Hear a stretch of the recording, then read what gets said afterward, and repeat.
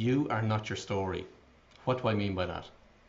As you grow up, you gather different stories about yourself, all the things and the events that have happened to you over your life.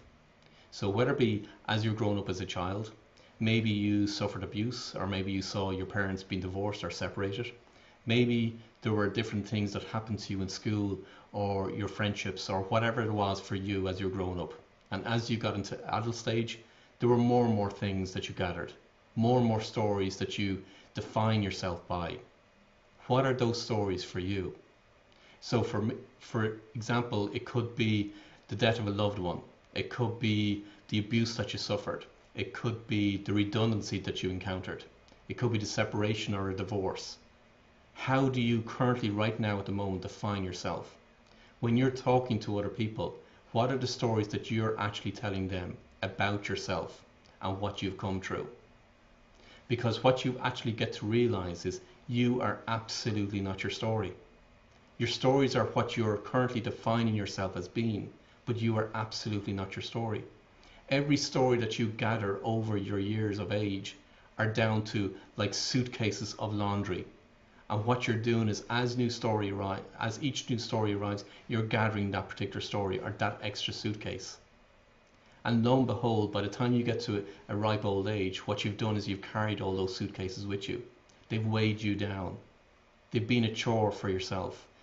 As you defined yourself and as you communicate to everybody else. But every single time that you recall that story in your mind's eye, what actually happens is you start to play small.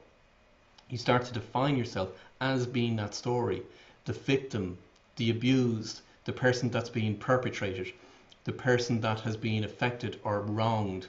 That's how you start to define yourself. And when you get into victim mode, whereby you're actually reducing in your mind's eye and your whole demeanor and your whole body starts to contract and reduce in itself, you are no longer your true self. So imagine, if you will, if you were wearing a onesie. A onesie is like another outer skin for yourself. And as you remember each one of those stories, just take that onesie off and let it fall and drop to the floor. Just as every single story that you've gathered over the years, just let them all drop to the floor.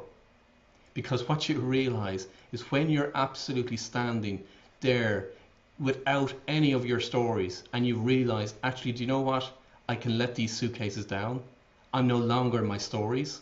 I can put them aside. When you absolutely realize that, you then stand and begin to act in your own power. The power that absolutely drives you forward, and the power that will bring you to achieve whatever it is that you absolutely want to achieve.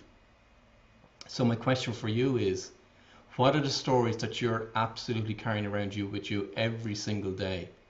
What are the things that you tell people? And if there's one action I would ask you to do after remembering each one of those stories, is just let them go. Drop them. Put them aside. You no longer need those stories. And when you realize that and absolutely got the fact that you are absolutely no longer your story, then stand in your own power. Go forward and achieve whatever it is that you absolutely want to achieve. Whatever that might be, in business, in personal life, in experiences, or whatever it is that's holding you back right now at the moment. Because primarily the things that are holding you back are your stories. And remember, you're not your story anymore.